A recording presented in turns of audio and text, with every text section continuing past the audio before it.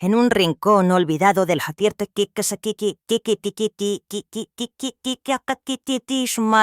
estado de Durango, una solitaria mecánica llamada Valeria Sánchez tomó una decisión que nadie pudo entender. Compró una vieja locomotora de vapor de 100 años abandonada y oxidándose en un campo cubierto de maleza, por menos de lo que cuesta una camioneta usada. Todos la llamaron loca. Pero cuando abrió uno de sus compartimentos sellados, no solo encontró viejos tornillos y cenizas, descubrió una carta de amor del pasado, una advertencia y un secreto que había estado enterrado por casi un siglo. Esta no es solo una historia sobre una locomotora de vapor abandonada. Se trata del duelo, la redención y el poder de escuchar a los fantasmas que llevamos. Pero antes de sumergirnos, dinos desde dónde nos ves. Nos encanta ver a nuestra familia global en los comentarios. Empecemos. ¿Alguna vez pasas junto a algo tan roto, tan olvidado, que nadie ya ni siquiera lo ve? En las tranquilas afueras de un pequeño pueblo de Casá, Durango, llamado acá Cerro del Búfalo, se encontraba una vieja locomotora de vapor oxidada. Sin vías, sin silbato, sin vapor, solo huesos de hierro, ventanas rotas y una chimenea ahogada por las enredaderas. La gente solía decir que había estado allí desde la guerra. No es que alguien recordara qué guerra, y la mayoría de los días era invisible. Solo una reliquia tragada por el tiempo, hasta que apareció. Valeria Sánchez, de 32 años, con grasa bajo las uñas y más cerca que el sol de... ¿Se tuvieron qué cosas sí a ti que sí es no? Una soldadora autodidacta con debilidad por las máquinas rotas y las cosas olvidadas. Mientras que el resto del mundo veía chatarra, Valeria veía historias. Siempre lo había hecho. Así que cuando el pueblo subastó la vieja locomotora por apenas 400 sos, la gente pensó que había perdido la cabeza. ¿Qué demonios vas a hacer con esa cosa?, susurraban. Pero Valeria no se inmutó. Entregó el efectivo, se acercó al oxidado gigante y puso su mano en un lado como si estuviera saludando a un viejo amigo. No tenía idea de lo que la esperaba adentro, pero estaba a punto de cambiarlo todo. La primera vez que... Valeria Skottaki se entró en la locomotora, tuvo que empujar la terca puerta de metal con todo su peso. Gimió como algo salido de un cuento de fantasmas. El polvo bailaba en los rayos de luz que se colaban por el techo agrietado, y el aire adentro olía a óxido, aceite y viejos sueños. La mayoría de la gente se habría dado la vuelta en ese mismo instante. Pero Valeria se agachó, pasó sus dedos por las vetas de las tablas del piso y se susurró a sí misma. «Tienes una historia, ¿verdad?» La cabina estaba vacía, sin medidores, sin asientos, ni siquiera el acelerador, solo un cascarón hueco. Pero había algo extraño en la pared trasera. El metal era más nuevo, más limpio, como si hubiera sido reemplazado. Lo golpeó. Sonaba hueco. Fue entonces cuando encontró el panel falso. Con un suave empujón y muchos improperios en voz baja, se abrió con un crujido, revelando un estrecho compartimento detrás. Rellenado adentro había 3 bolsas de lona atadas con una cuerda deshilachada. A Valeria se le cortó la respiración. Tomó la primera. Adentro había cartas, docenas de ellas, sobres descoloridos y amarillentos por el tiempo, todos dirigidos a alguien llamado M. Gaxiola. Los sellos eran de la década de 1940.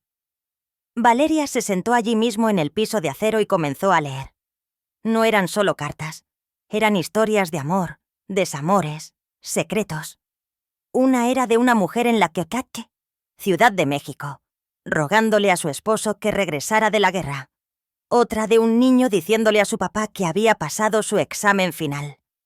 Cada una era una ventana a una vida que se había ido hace mucho tiempo. Pero fue la tercera bolsa la que le detuvo el corazón.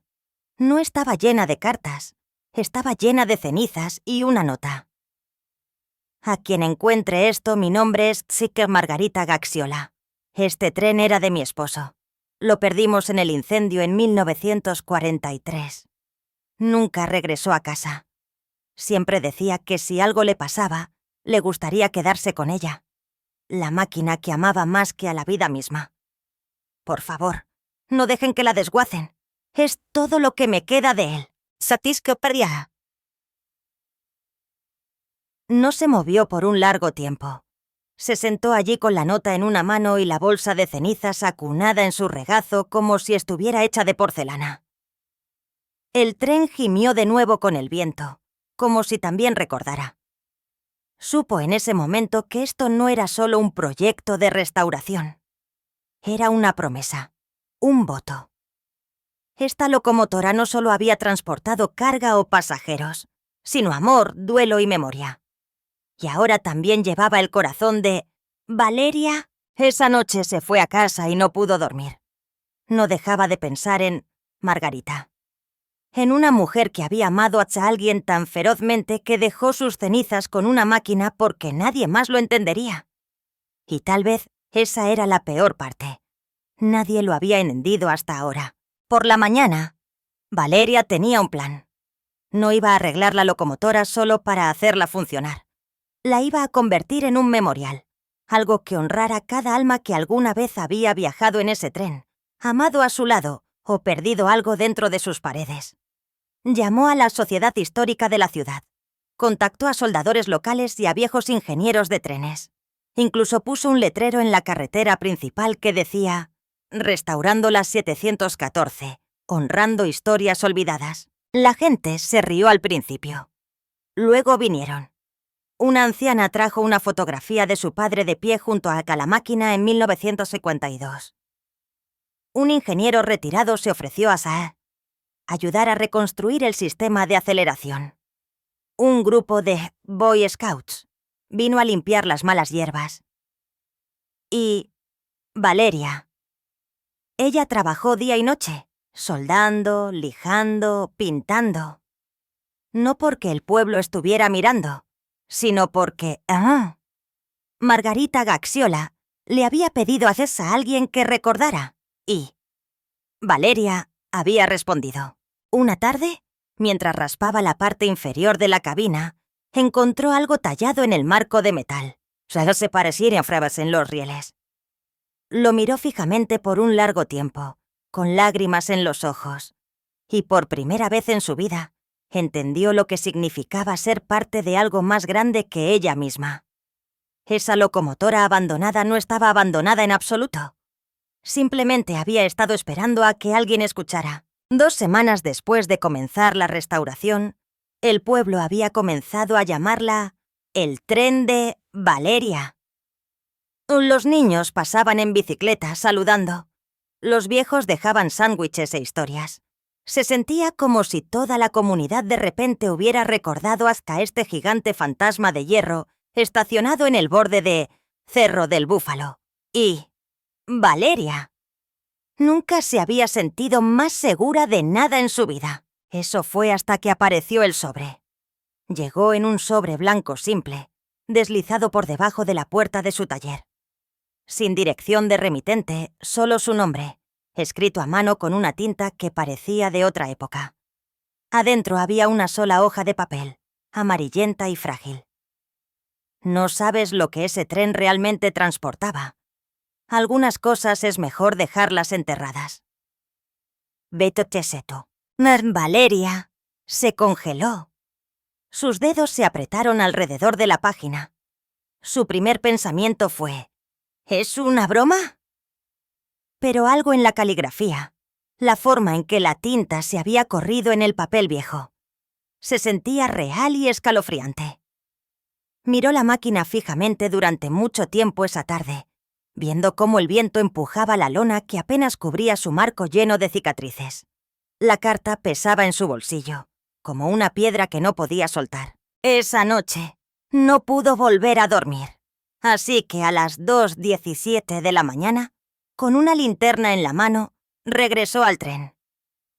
Dentro de la cabina todo se veía tal como lo había dejado.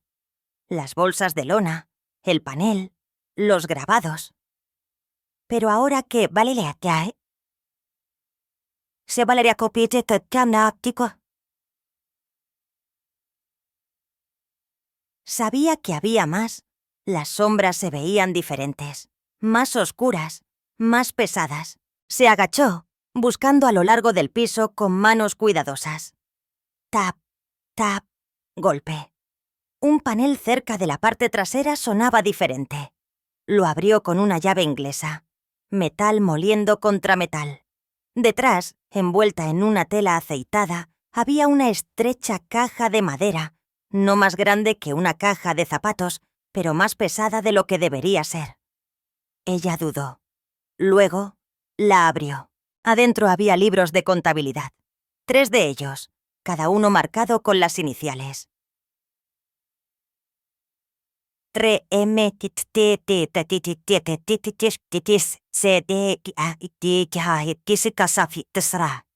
Las páginas no estaban llenas de rutas de tren o registros de mantenimiento como había esperado, sino nombres, fechas, cantidades, envíos de algo llamado polvo M-Cacha, transferencias repetidas entre depósitos militares, fuera de los registros públicos.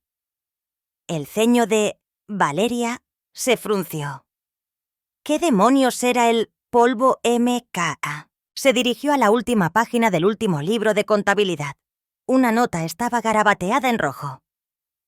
Envío final terminado después del incendio. Limpieza incompleta. Compartimento sellado. No reabrir. Valeria. Sintió un escalofrío en la espalda. Miró alrededor de la cabina. La carta, las cenizas, la historia de Margarita Gaxiola. Todo había parecido tan humano, tan desgarrador. Pero esto era otra cosa, algo más oscuro. Pasó los siguientes 2 días haciendo lo que Valeria. Valeria.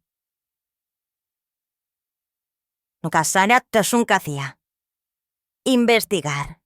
Buscó en registros públicos, viejos recortes de periódicos. Incluso contactó a un profesor que una vez conoció en un seminario de restauración. Lo que encontró casi la dejó sin aliento. El XI, polvo MK. Era un nombre clave usado a principios de la década de 1940 para un compuesto químico probado durante la guerra, experimental y altamente tóxico. El tipo de cosas que se enterraban silenciosamente y se olvidaban rápidamente.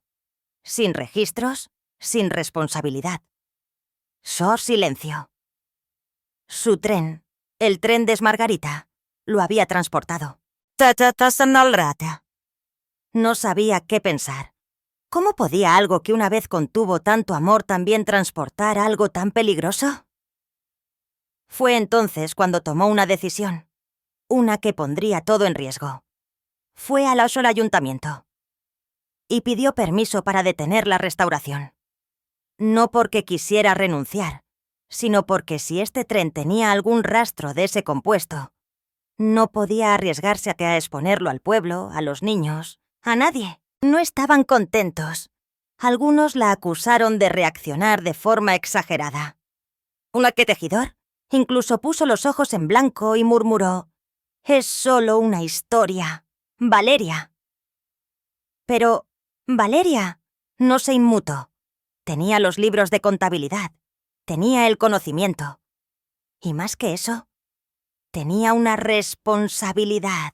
Esa noche, mientras estaba junto al tren bajo las estrellas, le susurró una disculpa a Margarita. «No sé en qué estaba metido tu esposo, pero encontraré la verdad. Te lo debo». No durmió de nuevo durante 3 noches. Probó cada panel, envió muestras al laboratorio Kikokuanyeo. Satali como Kushik. Contrató a un equipo de materiales peligrosos de su propio bolsillo y, finalmente, en una mañana brumosa de jueves, recibió la llamada. Negativo, sin residuos tóxicos, sin amenaza. Cualquier cosa que haya sido el Quetzalpolvo MK. Que se había ido hace mucho tiempo, sellado por el tiempo y probablemente quemado en el mismo incendio que se había llevado al esposo de Goss Margarita. El alivio la inundó como una ola. Se desplomó en el asiento del tren y lloró, no por miedo, sino por amor. Amor por una mujer que nunca había conocido. Amor por una máquina que había transportado demasiado por mucho tiempo. Y sobre todo, amor por la verdad.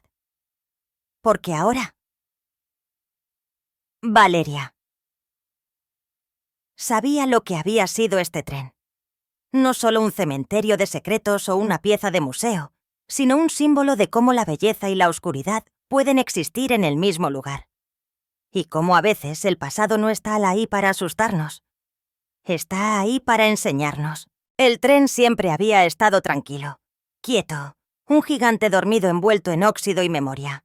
Pero algo cambió después de que parlé. Valeria. Recibió esa llamada telefónica. No era solo su alivio de que el tren estuviera a salvo, era lo que el peligro le había hecho a ella. Por primera vez, no solo vio la locomota como una reliquia para restaurar o una promesa para mantener. La vio como un espejo de sí misma. Valeria había pasado la mayor parte de su vida reparando cosas, camiones, equipo agrícola, molinos de viento rotos. Sabía cómo soldar acero y martillar abolladuras en las defensas, pero nunca había sabido cómo arreglar lo que estaba dentro de ella. Nunca lo había intentado. Pero algo en este tren, las cenizas, las cartas, el misterio, incluso el miedo, había roto algo dentro de ella. Una tarde, se sentó en los escalones del tren con una taza de café tibio en sus manos, mirando el horizonte donde los campos de Durango se convertían en anochecer. Pensó en su padre por primera vez en años. Él también había sido mecánico, pero más duro, más cruel, el tipo de hombre que enseñaba con los puños en lugar de con las palabras. Solía decir, nadie llora en el taller, eso es para la casa. Y Chairiche. Valeria Q se lo había tomado en serio. Nunca lloró en ninguna parte. Hasta ahora. Ahora se encontraba ahogando las lágrimas por el sonido de un silbato que no había soplado en 70 años, por cartas que nunca escribió y por una historia de amor que ni siquiera le pertenecía. A la mañana siguiente, algo cambió en cómo trabajaba. Ya no evitaba las marcas de quemaduras a lo largo de la caldera trasera, donde el fuego una vez había atravesado la máquina. En cambio, comenzó a pulirlas, preservando el daño en lugar de ocultarlo. Dejó de reemplazar las manijas de latón deformadas y las dejó como estaban, con las huellas del tiempo. Y cuando alguien de la sociedad histórica se ofreció al ayudar a modernizar la cabina para el turismo, Valeria dijo, «No, esto no es un paseo en una feria», ella dijo. «Es un monumento, y cada cicatriz cuenta la historia mejor de lo que yo podría hacerlo». loco. La gente no discutió después de eso. La noticia corrió. Llegaron los noticieros locales. Un locutor de radio de Pues Monterrey hizo un segmento titulado La mujer que habla con los trenes. Los niños venían con grupos escolares. Los veteranos de la guerra de Vietnam se detenían solo para sentarse y mirar. Y la parte más extraña, comenzaron a contarle cosas. Los extraños se sinceraban. Una mujer de Kekusaki, Chihuahua. Se sentó con Kesarsetil Valeria en los escalones delanteros de la máquina y compartió la historia de su hermano perdido en la guerra de Corea. Un anciano de unos 80 años regresó al día siguiente para dejar una foto de su padre junto a la misma locomotora cuando trabajaba como conductor. Valeria se convirtió en algo más que una mecánica. Se convirtió en una testigo, una oyente. Era como si el tren se hubiera convertido en una especie de confesionario, y todos los que se paraban a su lado se iban un poco más ligeros. «Tos Valeria», Ella también lo hizo. Una tarde, mientras catalogaba el último lote de piezas que habían encontrado en el furgón de cola. Sara Pilar Astata. Isn descubrió una lonchera de hojalata encajada detrás de un banco podrido. Adentro había una sola fotografía, en blanco y negro, una pareja joven. Él en uniforme. Ella con un vestido floreado de pie frente a la locomotora. Le dio la vuelta, con un lápiz. Nuestro último adiós, 1943. Valeria Cotte. Pasó el dedo por las palabras y cerró los ojos. No era solo la historia de Margarita o la de su esposo. Este tren había sido el centro de un centenar de historias. Amor, guerra, familia, pérdida. Y ahora tenía una nueva. La suya. Esa noche, Valeria escribió su primera entrada en un diario nuevo que tituló El cuaderno de la ferroviaria. Vine aquí para arreglar algo roto. Resulta que vino aquí para arreglarme a mí. No sabía a dónde iría a partir de aquí. Si el pueblo lo convertiría en un memorial, un museo o simplemente lo dejaría como estaba. Pero una cosa era segura. Ella terminaría lo que había comenzado, no para borrar el pasado, sino para llevarlo hacia adelante. El tren había dejado de ser solo el proyecto de Valeria. Se había convertido en una memoria viviente. Y como todas las cosas vivas, había comenzado a dar nueva vida a los demás. Después de que el periódico local publicó un reportaje a página completa titulado La locomotora que no sería olvidada, los mensajes comenzaron a llegar de todo el país. Luego de otros países. La gente de lugares tan lejanos como Oaxaca y Ches Nuevo León le enviaba correos electrónicos a Valeria, con preguntas, historias, incluso ofreciéndose como voluntarios. Al principio la abrumó. No estaba acostumbrada a este tipo de atención. Valeria siempre había sido una mujer de herramientas y llaves de torsión, no de cámaras de televisión y comunicados de prensa. Pero también sabía que algo había cambiado. Y esta vez estaba lista para aceptarlo. Fue entonces cuando llegó el correo electrónico de un hombre llamado Oshet Caleb Moreno, el director de una pequeña organización sin fines de lucro llamada la Fundación Huellas del Tiempo. Se especializaban en la restauración de trenes históricos y en convertirlos en museos móviles para distritos escolares con fondos insuficientes y comunidades rurales. Su mensaje era corto, respetuoso y humilde. Señora Sánchez, hemos leído su historia. Nos gustaría ayudarla a llevar la 714 por el país. No solo para restaurarla, sino para darle un propósito de nuevo. Valeria se quedó mirando la pantalla durante casi 10 minutos. Su primera reacción fue decir que no. Acababa de hacer las paces con mantener la locomotora en Cerro del Búfalo. Se había convertido en parte del pueblo, de ella. Pero luego se imaginó algo.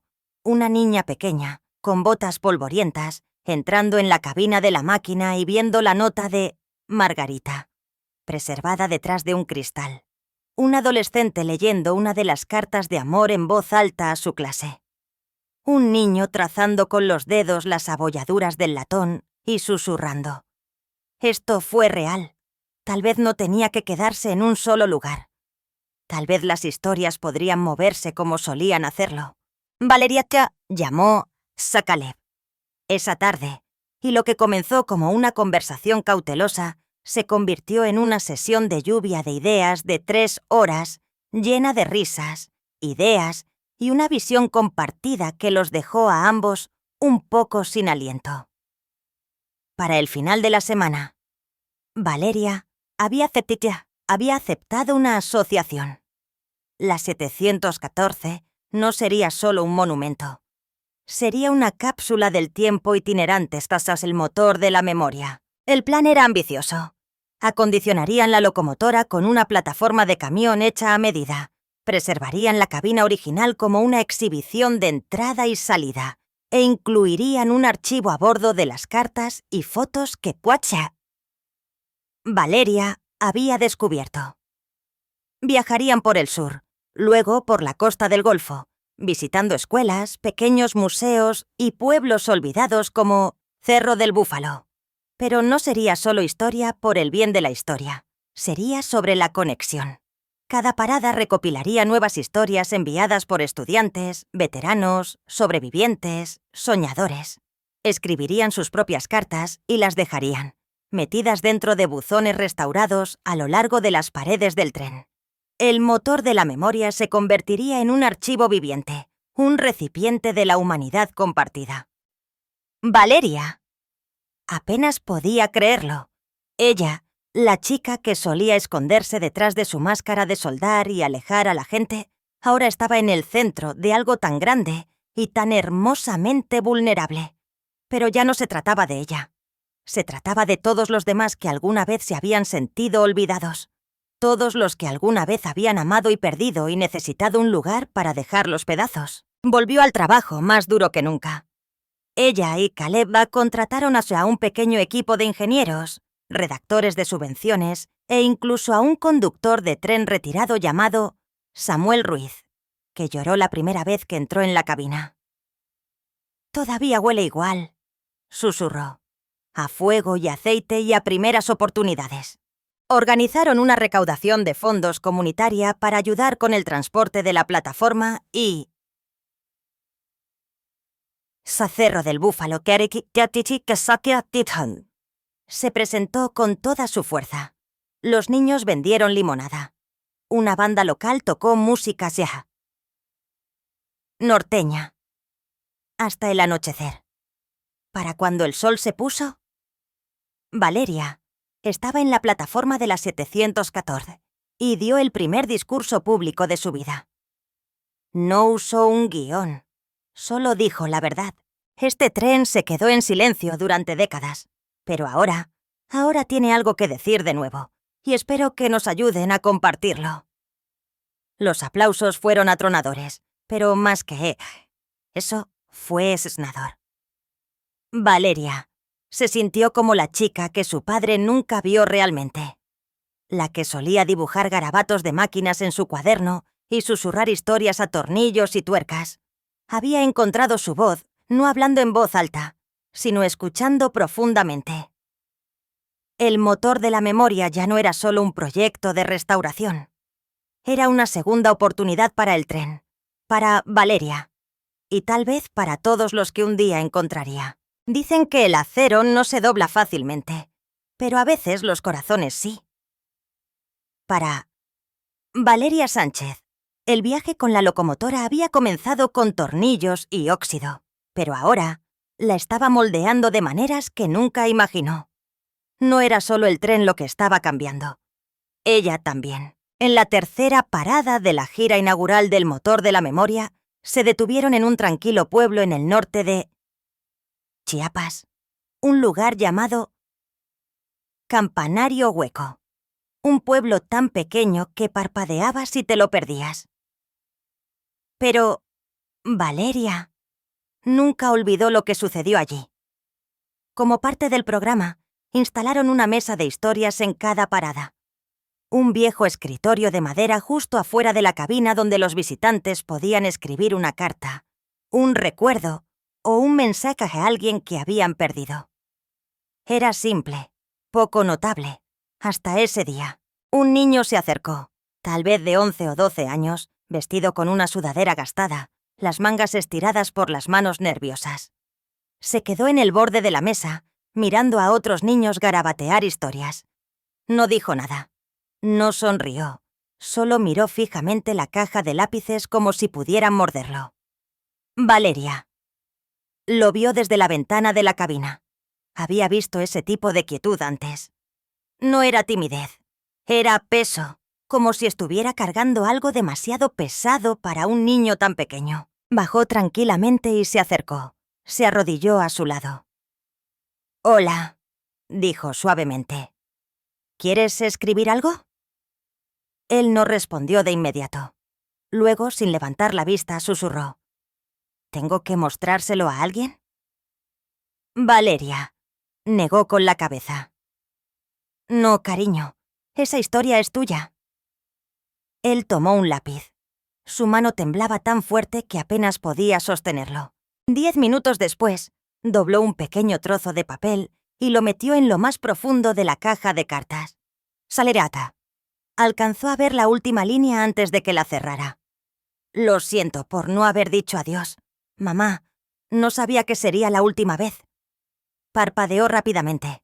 Su garganta se apretó. Quería decir algo, cualquier cosa, pero el niño ya se estaba aquí alejando, con las manos metidas en los bolsillos de su sudadera, la cabeza gacha. Valeria Cotta no lo persiguió. Solo se quedó allí, congelada por la gravedad del duelo de un niño. Esa noche, mientras el equipo empacaba, Valeria se quedó atrás en la cabina. Se sentó en el asiento del maquinista donde solía estar el acelerador y lloró más fuerte que en años. No solo por el niño, sino porque ella se acordó. Se acordó de tener esa edad, parada en una tranquila habitación de hospital, mientras las máquinas sonaban y su madre le decía: «Está bien que te vayas a casa, mi amor. Estaré bien». No lo estuvo. Nunca pasó la noche. Valeria nunca pudo decir adiós. Todo este tiempo, pensó que había enterrado ese recuerdo en algún lugar debajo de su banco de trabajo o lo había soldado en las costuras de cada motor que arreglaba. Pero aquí, en este tren que se había convertido en una capilla de cosas perdidas, el recuerdo se levantó como vapor. Y por primera vez, no huyó de él. Lo escribió esa noche. Valeria deslizó su propia carta en la caja de historias. Todavía estoy enojada porque no me dijiste lo mal que estabas, pero ahora entiendo. Me estabas protegiendo. Lo veo. Y te amo. Siempre lo hice, incluso cuando dejé de decirlo en voz alta. Apretó el sobre y susurró: «Adiós». A la mañana siguiente, algo en ella se sentía diferente, más ligero, completo. A partir de ese momento, el motor de la memoria ya no era solo una gira. Se convirtió en algo sagrado. Cada parada se convirtió en un ritual. La gente venía no solo por la historia, sino por la curación, por dejar ir, por empezar de nuevo. Y Valeria no era solo la mujer que salvó un tren, era la mujer que se dejó salvar por él. La última parada de la primera gira del motor de la memoria fue un pequeño pueblo escondido entre las colinas de Jalisco, Cerro del Venado. Las vías aquí no habían oído el estruendo de un tren en décadas, pero en esa gris mañana de octubre, la gente del pueblo se reunió de todos modos. Vinieron con sillas de jardín, paraguas, viejas fotografías y corazones llenos de historias. Para entonces, la noticia de la locomotora de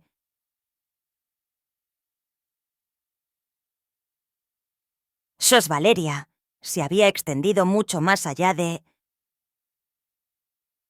Kassetongotas que stipnai. La gente susurraba que el tren escucha, que recuerda cosas que el mundo olvida. Y tal vez eso era cierto, porque cuando el silbato sopló y la multitud se cayó, algo más grande que la maquinaria llenó el aire.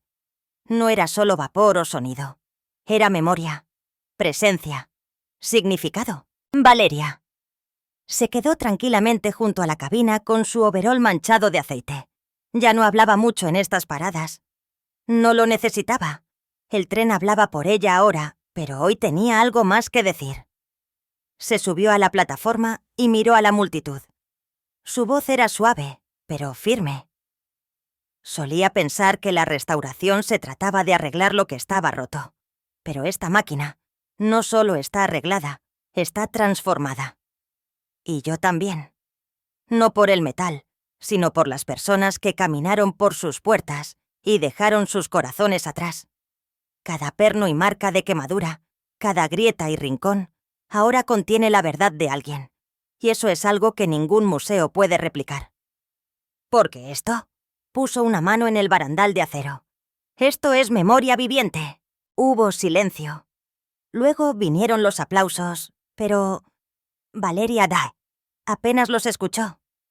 Sus ojos estaban fijos en otra cosa. Una mujer en la multitud que sostenía una carta con manos temblorosas. Un adolescente que abrazaba una caja de cenizas. Un anciano que le susurraba a la cabina como si pudiera responderle. Y en ese momento, Sereró. Entendió en qué se había convertido el motor de la memoria. No era un monumento. Ni siquiera era un tren. Era un lugar para decir lo que no se había dicho. Un lugar para dejar atrás lo que era demasiado pesado para cargar. Un lugar para finalmente dejar ir. A medida que las últimas cartas se deslizaban en la caja de historias, Valeria subió a la cabina por última vez. Se sentó en el asiento del maquinista, tal como lo había hecho meses atrás cuando todo era óxido y silencio, pero ahora las paredes estaban llenas de fotos laminadas. La nota de Poras Margarita preservada detrás de un cristal protector y cientos, tal vez miles de cartas dobladas apiladas cuidadosamente en cajones, gabinetes y paneles huecos. Cada una susurraba algo. Cada una había encontrado un hogar. Y Valeria ya no necesitaba aferrarse. Tomó su cuaderno, el mismo que había llevado desde que el principio, y pasó a una página en blanco. Escribió: «No necesitas vías para mover a la gente. Solo necesitas abrir la puerta». Luego sonrió, se metió el libro debajo del brazo y miró al horizonte. Porque la gira estaba terminando. Pero el viaje apenas estaba comenzando. No todos los motores funcionan con carbón y fuego. Algunos funcionan con memoria y esperanza. Cuando el sol se puso detrás de las colinas de Jalisco, Valeria Sánchez cerró la última página del cuaderno, es decir, de la ferroviaria, no para terminar el viaje, sino para comenzar un nuevo capítulo. Ya no veía la locomotora como algo viejo que debía ser arreglado. La vio como un recipiente para historias, un lugar donde el duelo encontraba paz y el silencio encontraba voz. La mujer que una vez trabajó sola en un taller olvidado se había convertido en la guardiana de miles de recuerdos no contados, y al compartirlos encontró los suyos. Ahora el tren que restauró no solo transporta historia, transporta sanación.